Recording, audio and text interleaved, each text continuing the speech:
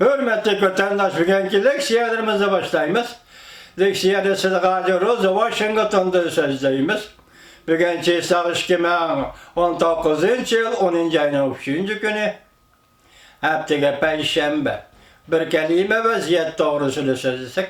Amerika Koçmuş Ştatlarının Devlet İşlakatı Mike Pompeo, İtalya'nın Rim şehrinde Vatikan çakırgan bir kıtımlık yığında Uygur meselesini oturup koydu. Tebrikleyimiz Devlet İşlakatı ve Mike Pompeo. Vaziyetlerin ikincisi Şangang'da Jungo Til Edebiyat Üniversitesi'nin okuyucuları kasamiyat kıldı. Erkinlik için doğulduk, erkinlik için ölümüzdü. Ata anılara vesiyet kaldırdı. Jungo Kompartiyasının hükümranlığa karşı, yani şundan eğitimiz adakça, el işi de kaldığını bildirdi. Leksiyimiz başlayımız hürmetli vatandaş. Mevzumunda Devlet İşlakatı Mike Pompeo, müstebbit hükümet fıraladın, Hudaga emez, hükümet küçük konuşun talep kılırdı dedi. Mavzula haber, 10. ayının 2. günü Amerika vazının Xitay programı istilan kıldı. Haber. Bundan başlar.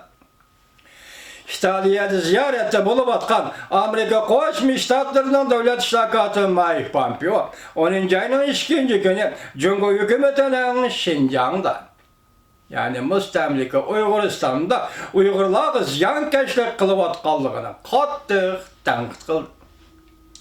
Devlet İşlakatı Mike Pompeo chet elde ötközülgen, ya keçirenler Pentagon'da ötközülgen insaniyetin kadir kımmet yolu yeğen adamında körset. İnsaniyetin kadir kımmet yolu yeğen adamında körset. Devlet mutlak hükmürallık kılışkı ötkende. Hükümet özünün kurallarından Hudaga emez, özüge çok konuştu. Yani hükümet çok konuştu, talep kılıdı.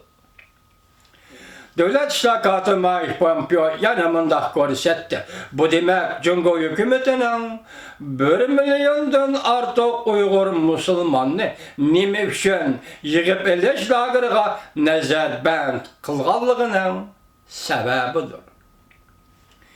Devlet İşlakatı Mike Pompeo Şinjan'da bir Uygur ayalının sergüzeşlerini hikaye kılıp sözledi.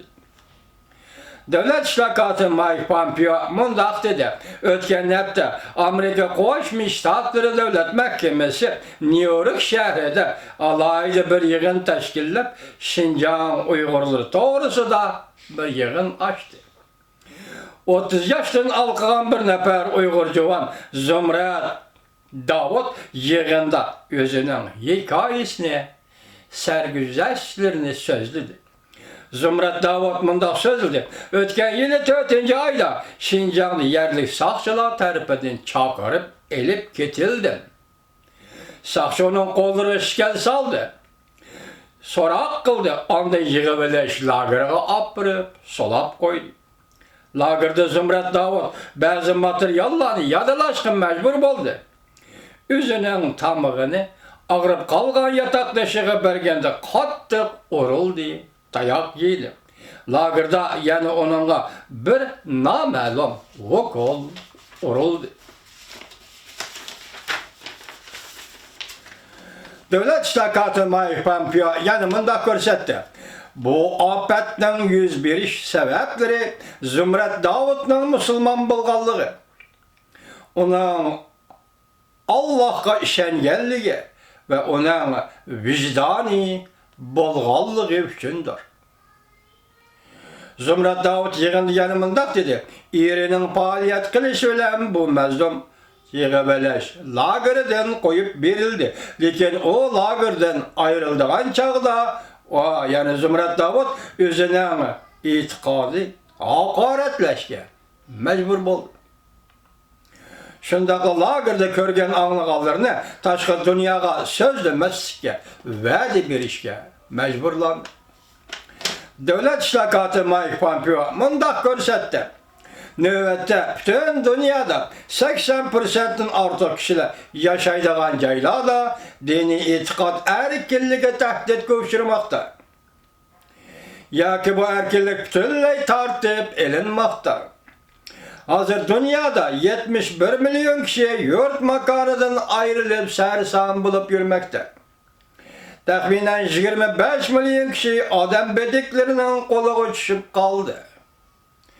Erkin bulmagan cemiyetlerinin kengiyişine erişip bu hadislerin yüz verişinden hayır Allah yes kılgılı bulmaydı. Bulardan başka devlet işlakatı Mike Pompeo yani başka mustabit devletlerine mesela İran, Birma, Suriye, Kuba katarlı devletlerine ızgal. Devlet işlakatı Mike Pompeo haftanın 4. günü Vatikan'ın Popi, X-Popi bilen görüşüdür.